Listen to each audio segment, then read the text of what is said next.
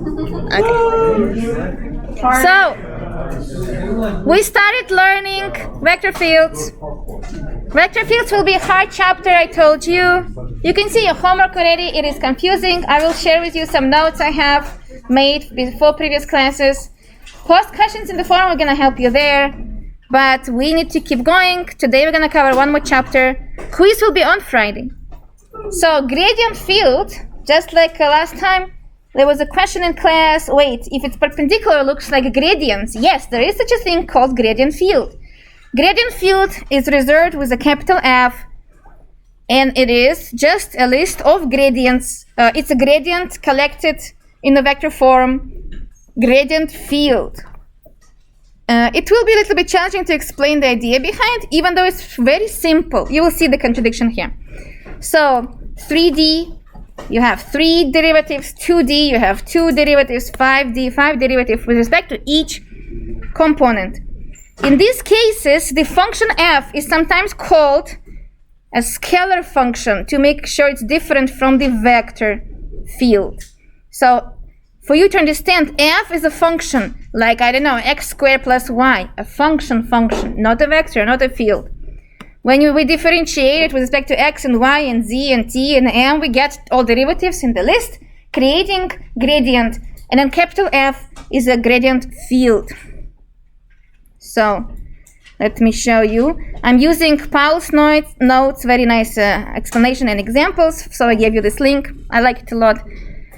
Here it is. The most important thing we should teach you is what does it mean for F to be conservative.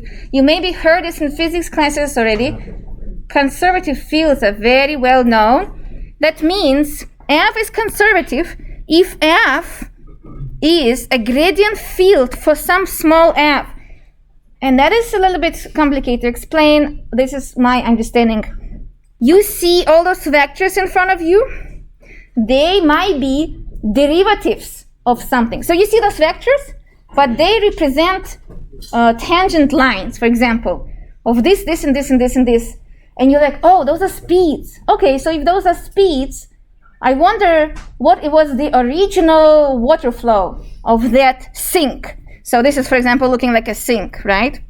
So what was the original water flow? To find original water flow, you need to undo differentiation. So this is a collection of derivatives for some function, and the original function is your water when derivatives are speeds of how this water is sinking and going into circles.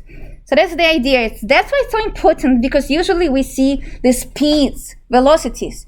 To find the distances, you need to figure out what was the original function f. If you can't do that, then the vector field is called conservative if it represents derivatives of some small f. Not all fields are conservative, and there is example. So, for example, over here, here's the example of conservative and not conservative field. Tell me, here's a question for you. This first example, f, so example of the conservative field. That's actually a very creative question. You will see it in your homework. If f is, let's keep it yi plus xj, which is basically just y comma x, then what is small f? Can we find such a small f such that capital F is a gradient field for small f? So y and x are derivatives of this function with respect to x and with respect to y. Yes. So that's the thing where usually the students get confused, but then it becomes pretty obvious. When you differentiate this function with respect to x, it should give you y, comma. When you differentiate this function with respect to y, it should give you x, comma. What do you think is that? 1 derivative gives you 0, so no. X derivative with respect to y is fine, but with this, no. xy, let's check that one. X times y, let's check. Derivative with respect to, partial derivative, x is y, matches the first component. Derivative with respect to y is x, matches the second component. worked. So this field is conservative because we found the function that if you differentiate it, it gives you the gradient, and this is exactly the gradient field for that function. So you see, you guessed. So somehow you cannot make the same thing for such a simple example as y comma minus x, or minus yx as well. That one, you cannot create a function like that. There's a whole theorem explaining why and proving why, and you can try at home to think about it. There's no such a function. Again, if you do x minus x times y, it doesn't work because minus will happen twice, and so on. So this field is not conservative because we cannot figure out any original function which gave you this field when you're differentiating it.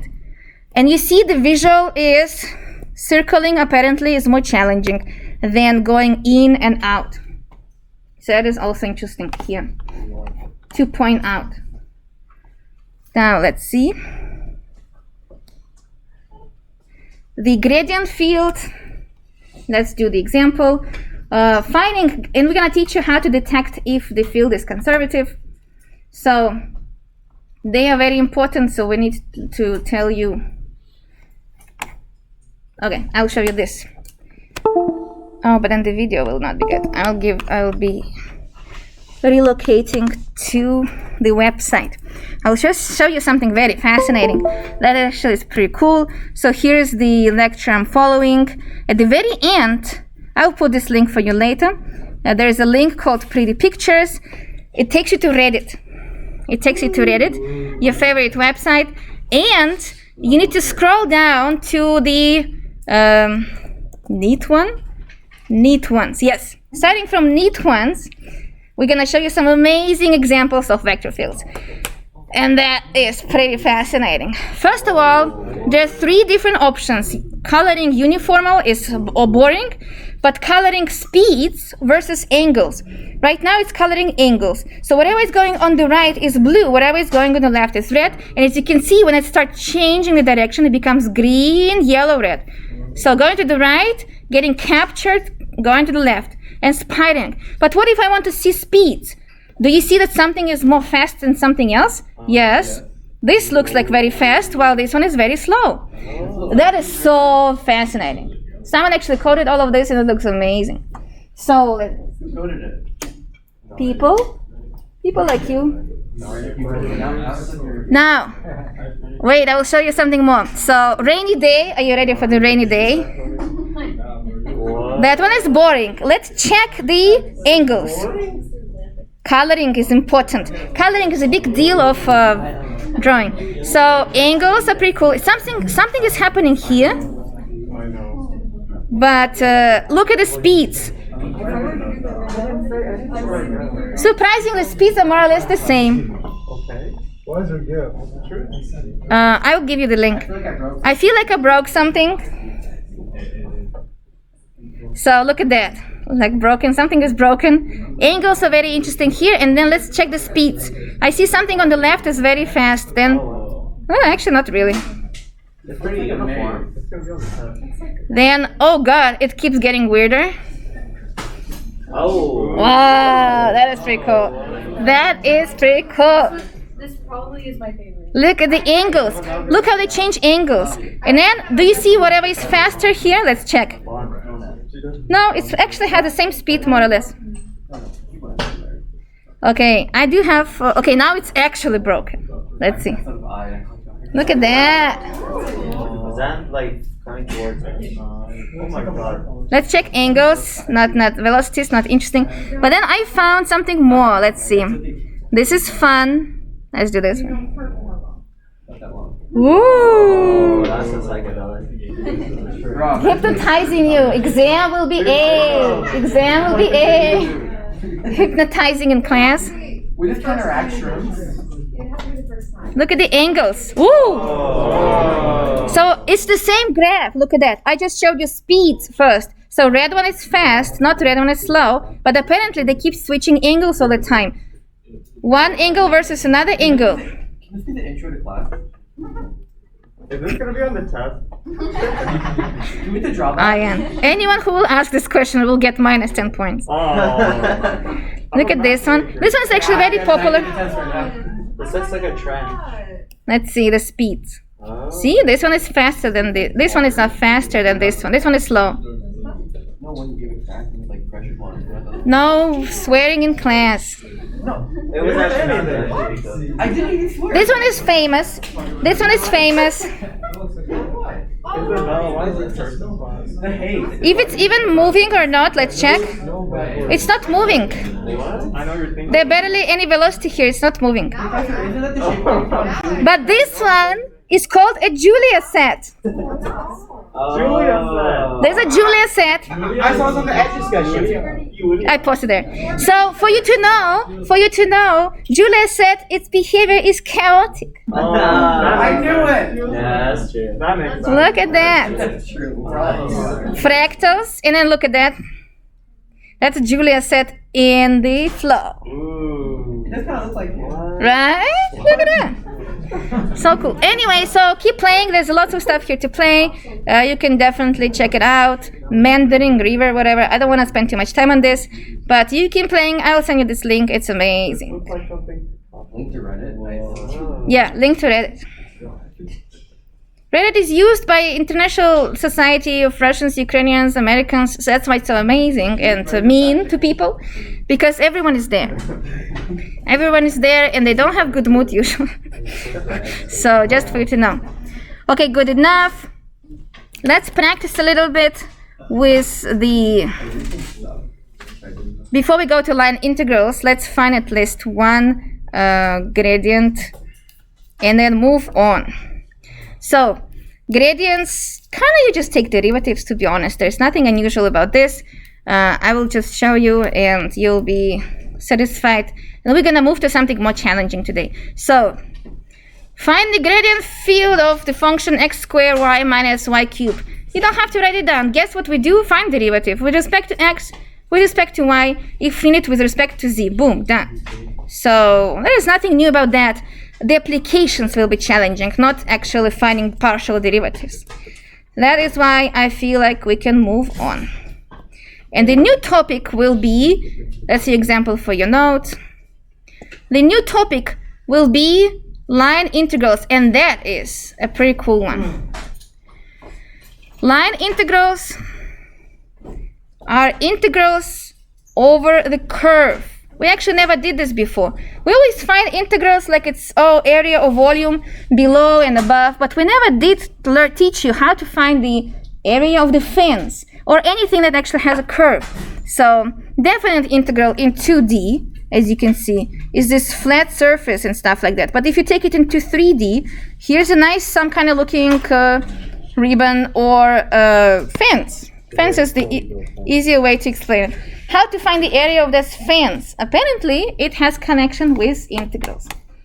So, line integrals will require you to have A, good imagination, and B, parametrization. And you guys not good in parametrization. We know it from Calculus 2 class.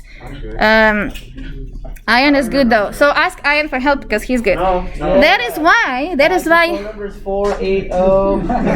that is why I created this extra tab for you called Parametric Equations Review. Parametric Equations Review. You need to review these functions. It's a special tab. I have it for you.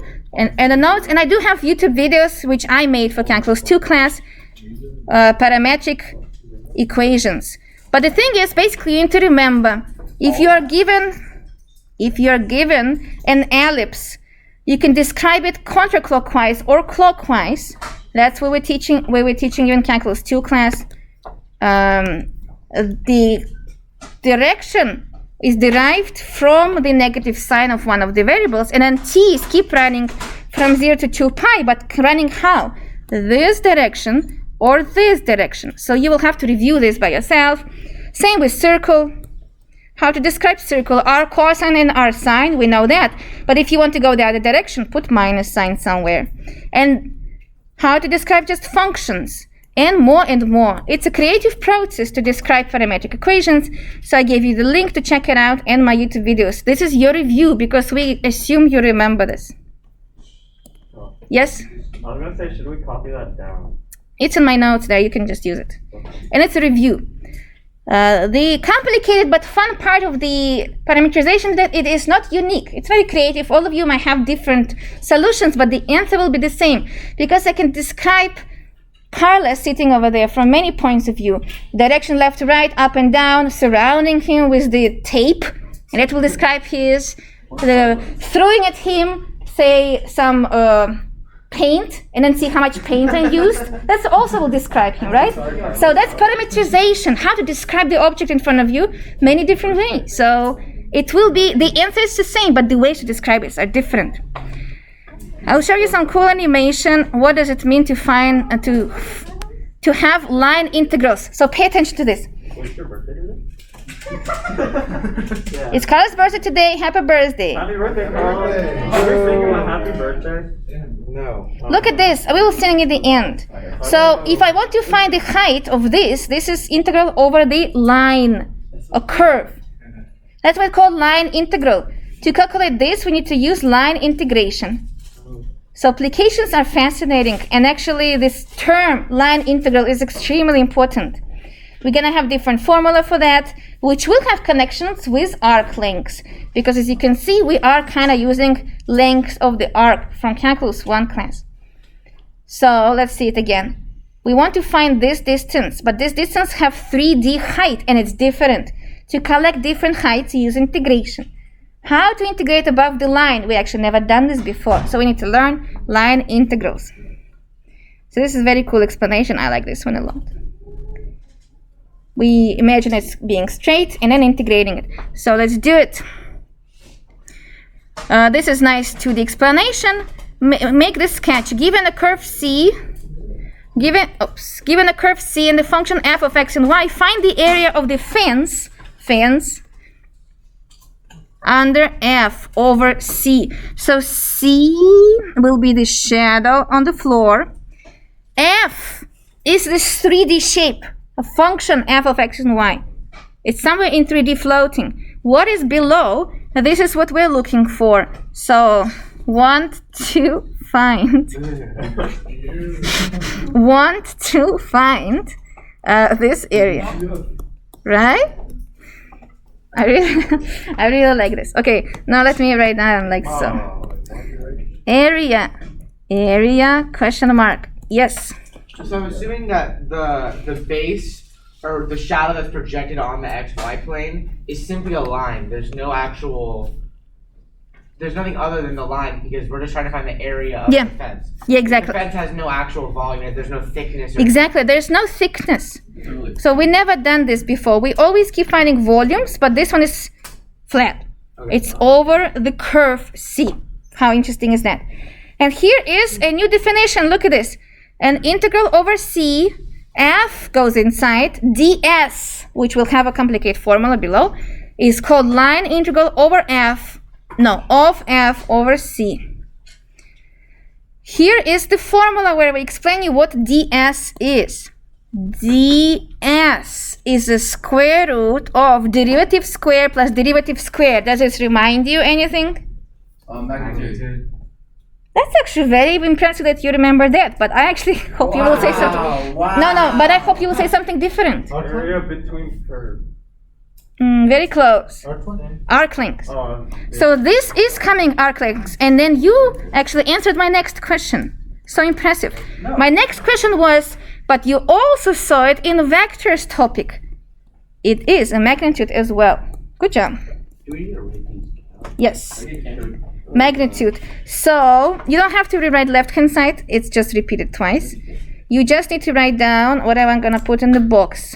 This is the formula for the line integral. Integral ds. ds has a formula as a square root and stuff like that. F, x, and y have to be converted into the parameterization using t. And then it also can be written as using a magnitude instead, not a square root, but it's the same thing. Like so.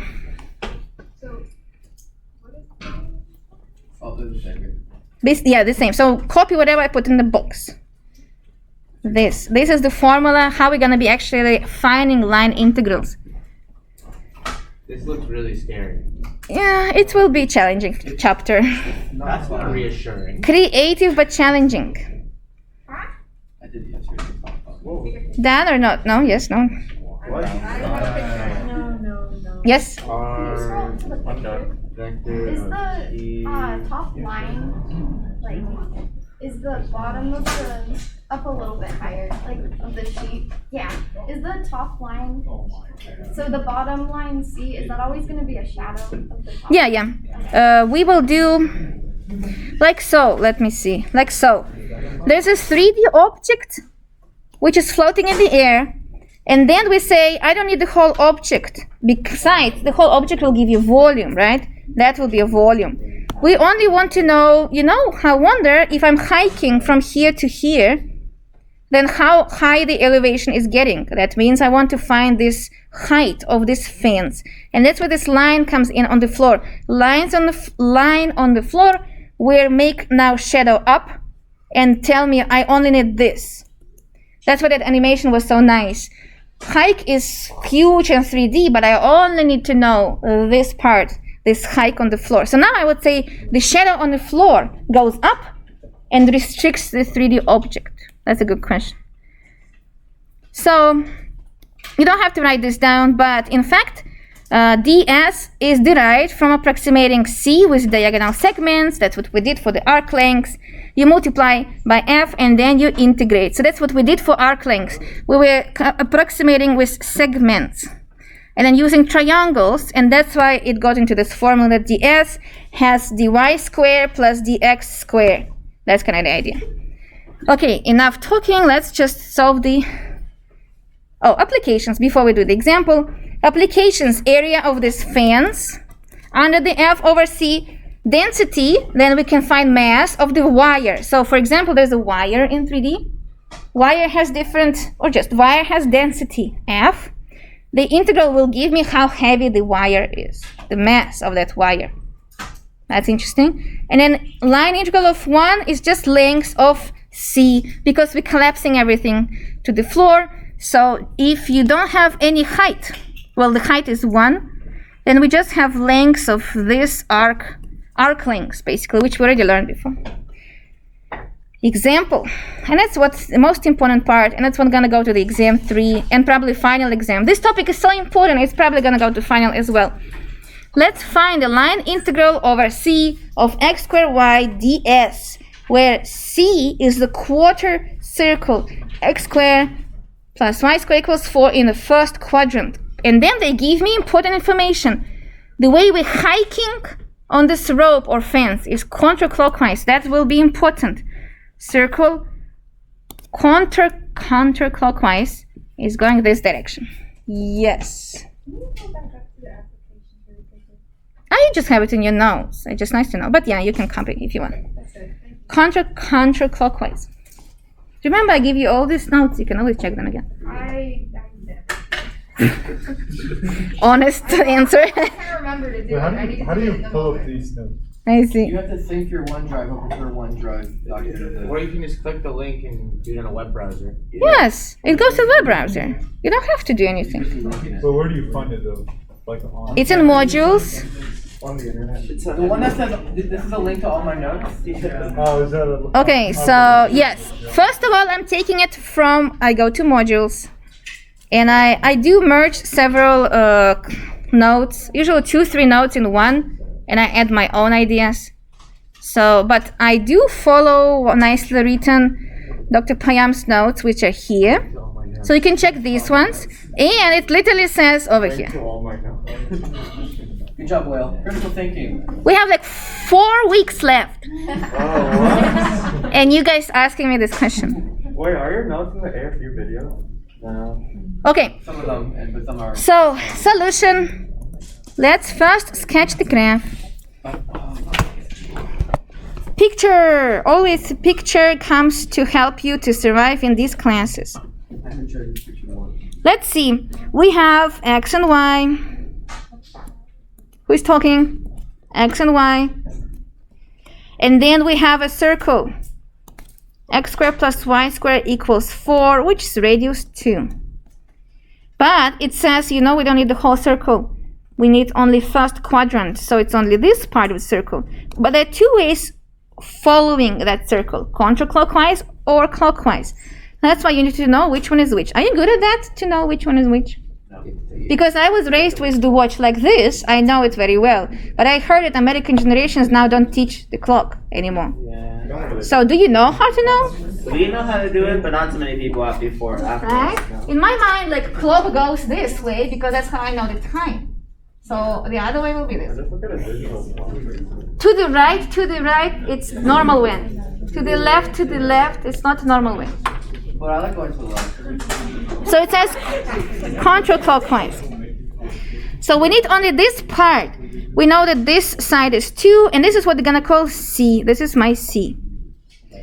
We need to parameterize or create a parameterization of every point on this C. So this point, please stop talking.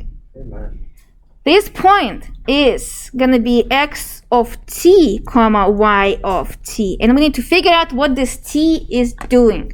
So parameterization, this is the part that will give you a headache in your homework, because again it's creative parameterization. And I noticed that engineering students not really happy when something is creative shows up for some reason. I don't know why. Like when we teach and we say, okay, you know how to find derivatives, you guys like, yes, I do. But can you be creative about it? And then people stuck. I don't know. It's something about mindset. You need to break this fear of being creative. So parameterization, x of t equals y of t equals. Again, there's so many ways to create parameterization of the same object. But they are classical objects like circles and ellipses and lines. And I just showed you one of those. And we do know circle. X usually is what? R cosine t, theta, whatever you call it. So you kind of know, we remember this. R cosine theta we're using now in polar. In this case, we're going to use t. T is the international idea for parameterization. R sine t. Now, t should be defined. If t is going, t will be my angle. So it's going from 0 to pi over 2 minus 0 to pi over 2. What is happening? Usually people do like this. They write down the most general case. And then they check the signs. First of all, my r will be what? 2. So fix that. Second of all, you need to check that it is matching the idea. Matching the idea means when I'm starting my path at 0, t equals 0, let's check. People actually do check really fast in their mind. T equals 0. I'm supposed to be at this location. At 0, x is 2 times 1, which is 2. Y is 0. Matches. This is my 2 times 0 point. Next point, either going to be here if I'm moving clockwise or here if I'm moving counterclockwise. I need to end up here. If you just did a wrong parameterization, it will take you to the wrong place, and that's how you fix it. So we always just do the general one, and then we adjust the negative sign if needed. Next point must be what this point is called. 0, 2, right? So I need to end up at 0 and 2. Let's check if that's true. When t is, what's the angle for this point? Pi over 2, right? When angle is pi over 2, am I going down or am I going up? At pi over 2, cosine is 0, matches. At pi over 2, sine is 1 times 2, which is 2, matches. And that's how you know it's fine. You don't have to choose this point. You can actually choose this one. You can choose pi over 3. You can choose pi over 3, pi over 6, pi over 4. But the more convenient ones are faster. And that's how you know that, okay, it does go counterclockwise. This is check that we do control. Well, I will just show you the move. Yeah, like so. Counterclockwise. Fixed that, everything works fine. Questions? Yeah, for counterclockwise, I can't remember which case it is, but is it the counterclockwise or the clockwise case where the y of t becomes negative? So when you do the other direction, you just make one of these negative and check that they match. Let's try to do that. Well, that's why we kind of wanted to review this at home. Okay. If you do clockwise, you need to end up to be here. So to be here, your y should become negative, right? X is still 0, but y is negative. So it's 0 and minus 2. So at pi over 2, this should be minus. This is minus pi over 2, right? At minus pi over 2, sign will be minus 1. Minus 1 times 2 takes you down. Does it make sense? And that's how you play with this. You can put negative sign here and check. Oh, did not match? Wrong. You can put negative sign everywhere and see what's going to happen. So creativity helps you with this. Yes? Could you also make negative pi halves so it's even? Yeah, it's creative. So you can do that too. Negative pi halves, you will see examples like this. Yes? So we're just following the unit circle notation. Yeah, exactly. You said we can do different parameterizations. Like, what would another one look like for the same problem? Play at home, okay? Honestly, this is not a new topic, to be honest. We kind of did it a lot in calculus before, so let's not spend too much time on this, but I know you will stuck on this. So review previous materials, post in the forum, and I'll help you in the forum, and office hours, of course. But yeah, they are creative. Just like she mentioned right now, you can actually do from minus pi over 2 to like pi over 2, that's half of the circle, and so on. Even the way you choose t is creative. You can do many rotations, but that will be weird to do like till, you can do like till 3 pi and then come back somehow. That also will be weird. So, step 3. Finally, let's move on. Step 3. We need to find the ds part. Remember the formula. So let's see, formula. The formula for the integral over c of the function they gave us, which is x squared y, involves some kind of weird ds. This ds should be calculated as follows. ds is a square root, each derivative squared. So either dx over dt, or I do x prime t squared, or plus y prime t squared. Derivative of each component squared. Dt shows up at the end. You will see right now y in a second. And that's our parameterization. Or plug it in there. What? No, this is finding ds. Just defining this ds at the end. You see, it's not dt, not d theta, it's ds. ds has a formula. So I will do like this, where ds is given as follows. Let's try to do it right away. Some people do it separately, but you can actually build it right away. Let me do this. I think it's better. So integral over c x squared and y ds. In this shape, x and y do not depend on t, but we made it. We forced x and y to depend on time t or whatever. T is angle from 0 to pi over 2 now. So now each x and y are the variables that are related through t. So not only they have to be converted now. We'll write down integral. X has a formula 2 cosine t. Let's write it down. 2 cosine t, but it is squared. So we're gonna square it. Y has a formula 2 sine t. We created it literally out of nowhere, knowing how to do parameterization.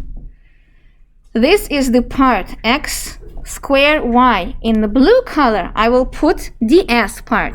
ds comes right now. You multiply times, you put a huge square root. Huge square root.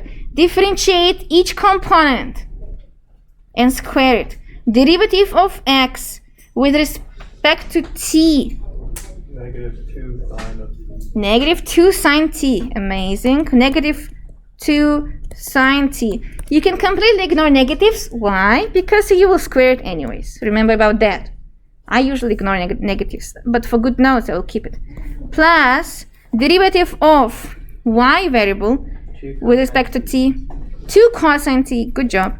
2 cosine t, squaring it. And now, what is my end of the integral? dt. See, exactly. See, this dt was in the formula? It's going over here. It's part of the formula. And then the integral is now revolving in terms of t. T is from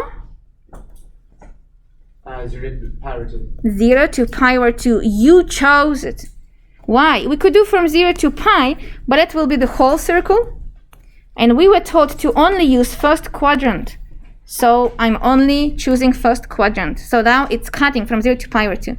And this is how we describe the integral. Using parameterization you chose. If you choose too hard parameterization, you might not be even able to solve the integral.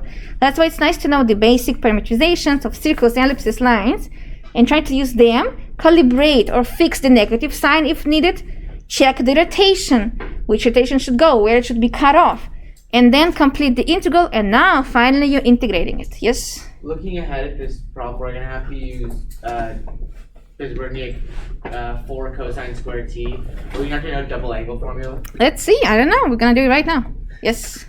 Where did you get why is like the 2 cosine squared? 2 cosine squared. So Oh, I see from that. x is 2 cosine t and y is 2 sine t. R cosine t, r sine t. Yeah. Makes sense? And then you square it because the formula, this object in 3D, x squared y, is floating in 3D over c. So there's a 3D object floating in 3D, but we only want to find the fence on top of this first quadrant piece of the circle. That's what we're doing here. If that makes sense to you. Just like with this animation of the mountain. I think that's the most good explanation. I will show you one more time. Last time though. There is an object on the flat surface. You don't see its height yet. You want to hike from A to B. Here's the hike you choose from A to B. Then it's actually a map in 3D, color-coded. As you can see, red is the mountain. So now from all the possible hikes from the old mountain, you only need to find your elevation, which was created by taking your hike up. So you're hiking, red line is 2D, but blue line takes it up and down. And that's how you create line integral. Integral above the curve. Yes? What if like the C, like on 2D graph, what if it's like irregular and like weird shape? But it is irregular and weird shape. But maybe you mean like it intersects itself and stuff? Well, we have like a nice circle formula here. But this one is not, see? Yeah, like how would you find? Yeah, you will have to parameterize it sometimes piece by piece. So sometimes you see, oh, these pieces look like a parabola. Let's check. This piece in the middle maybe parameterized as a parabola. This piece looks like x cubed, and so on. It is hard. It is a hard process. Of course, we're lucky to have circles and ellipses, but in life, it's like that. Yeah. So he is asking a very good question here. What would we do if we're screwed? That's why Reddit exists. You post it there. You post in Reddit and someone will answer. No. In some point, you'll be hired to do that. So it will be your job to figure this out. Let's keep going. Let's solve it fast. From 0 to pi over 2, we have...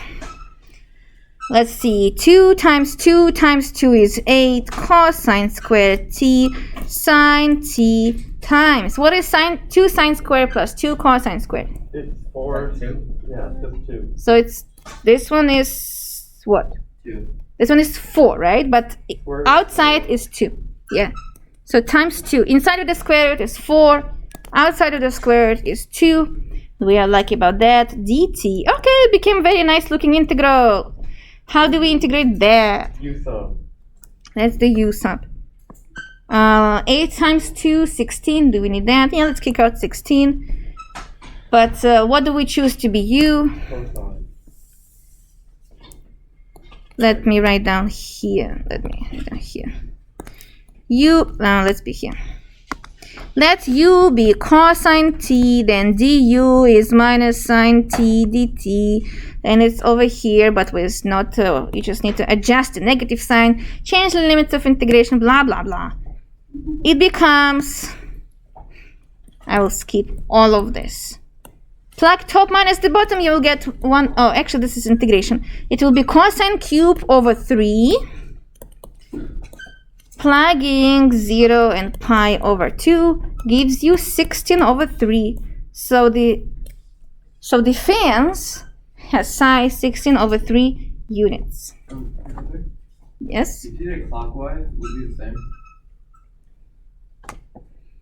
Good question. if you do clockwise, should be the same since this is actual application. So different applications. Sometimes direction matters, sometimes not. If it's area of defense, good point. Area is area.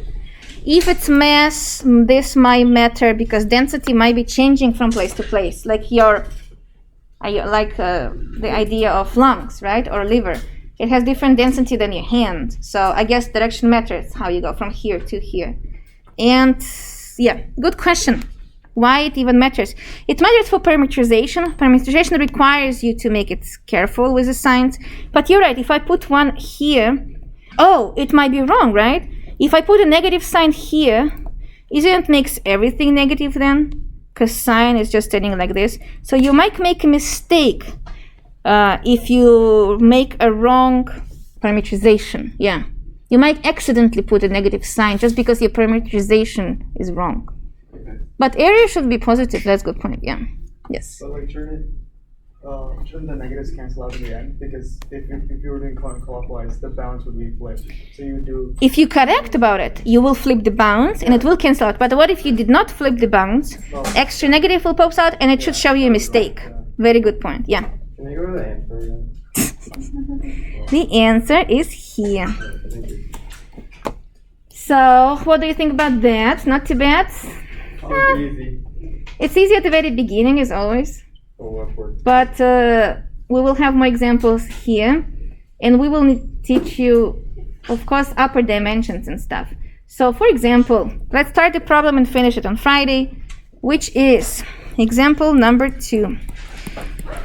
There are more nice notes in the PDF I'm using, parameterization of the line between 2 points and stuff. But let's work with something 3D like helix. So, do you remember what helix is? Let's find line integral of x squared y squared plus z squared ds over c, but c is helix. Helix is a spiral, and we already gave you parameterization. How handy is that? But actually, you should remember parameterization of helix. I remembered, which is surprisingly to me, that it is a circle. You remember what helix is? I'll remind you. It's a spiral or DNA spiral. So it is a circle after all. A circle with usually r cosine t, r sine t in general. But it will be circle completed if I don't do z. Z is keep rising up. So z will be my t, and t makes it going up and down. And that's why the circle is never completed. The circle is broken and it's keep moving up and down. That's what I remember, definitely. This is a general case. For this particular case, they decide to give us some numbers, which are, so let me make it clear. This is general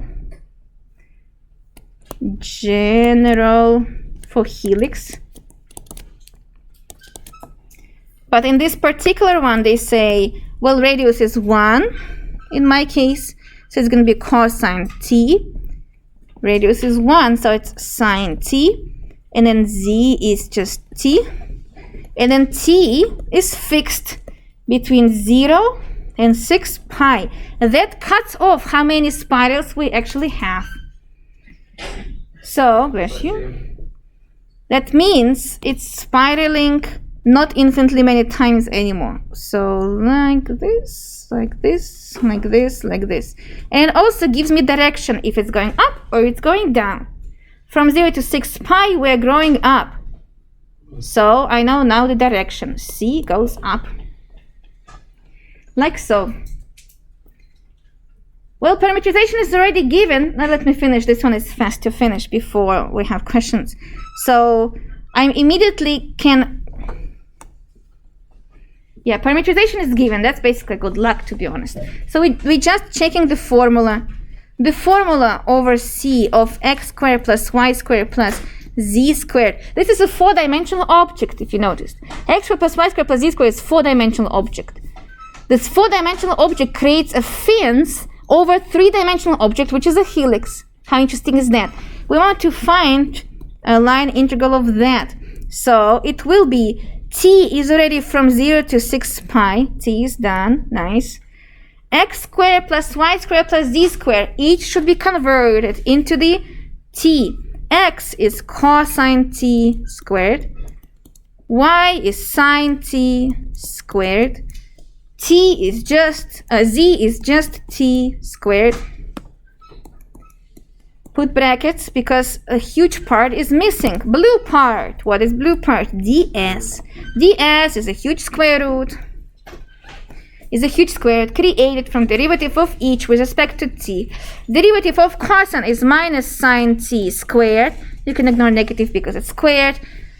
Sine gives you cosine t squared. And finally, derivative of t is 1 squared. And that is dt. Finish integration of this one. Yep, this is all just a square root of 2. Good job, you guys. That is very good at yourself fast. How about this part? 1. So we end up to have a very nice looking integral from 0 to 6 pi, which is 1 plus t squared, square root of 2 dt. Answer follows right away. It's t cubed over 3. Plug the top minus the bottom. Square root of 2, 6 pi when you plug 6 pi. And then plus 6 pi cubed over 3. Done. So not only parameterization was given here, which is nice, so it was given, but also it makes sense. Circle, t is growing, so I know that the spiral is going up. And this is 3, it's a 4-dimensional object floating in the air above this spiral, or above, what is above in 4D? That's also an interesting question. So the spiral forces this 4-dimensional object, which you cannot imagine, to only be restricted on the spiral. It creates a 4-dimensional fence, and we found the area of that 4-dimensional fence. That is pretty cool. Questions? So I'm so confused how you got the 6 pi. Like, aren't you supposed to check it back? It was given. It was given to us. Oh, it was already given. Yeah, I agree. It's confusing, but it was given. Okay. Yeah. So was the radius also given? Yeah. Yeah, it was given. Yeah. So before we leave, let me stop the video.